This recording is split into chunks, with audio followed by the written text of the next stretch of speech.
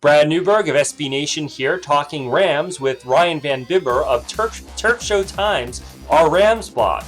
Now, Ryan, the Rams have played the Niners extremely well this year. I mean, unlike every other team in the league, they're probably thinking, why can't we play the Niners every week? But do you feel like the Rams' talent level is really getting to the point where it could be considered elite or could match up with the elite teams? Or do they just match up well with the Niners? I think the Rams do well against a physical run-first team like the 49ers. They've shown some ability, I think, with the addition of Jolon Dunbar at linebacker to kind of contain those mobile quarterbacks, and that certainly helped with Kaepernick last week. The physical nature of both those lines, the 49ers line and the Rams lines on both sides of the ball, I think really plays into that matchup well. And the Rams don't defend the pass as well because they lack the safeties for it. Craig Dahl and Quentin McKell are two starting safeties for the Rams, and they're two guys that really fit better as those in-the-box safety types. They're great playing close to the line.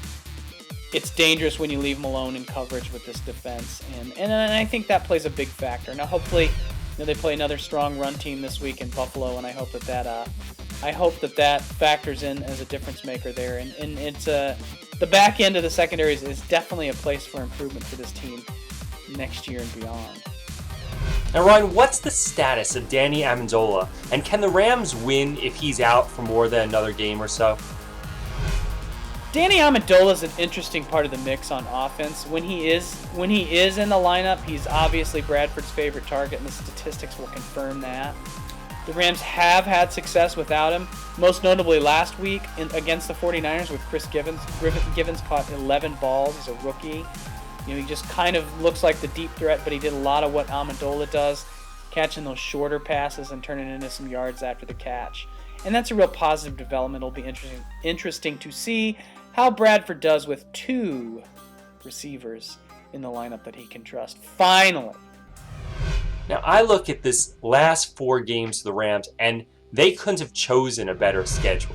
Really, they've got this winnable game against Buffalo, and then they face essentially the 3 teams they'd most like to face, the 3 teams they're fighting for a playoff spot.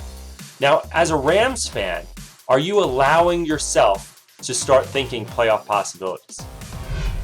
As far as the playoffs go, I don't think as a Rams fan, I don't know, I've been conditioned to this, and as wonderful as the memories of 1999 and 2000 are for me, I haven't yet accepted the fact that the Rams have a slim chance at the playoffs this year. So I'm sort of treading cautiously on that. As Jeff Fisher said in his press conference the other day, take it one game at a time. So we'll see what happens from there. But it's a good start. I mean, things are definitely moving in the right direction for St. Louis.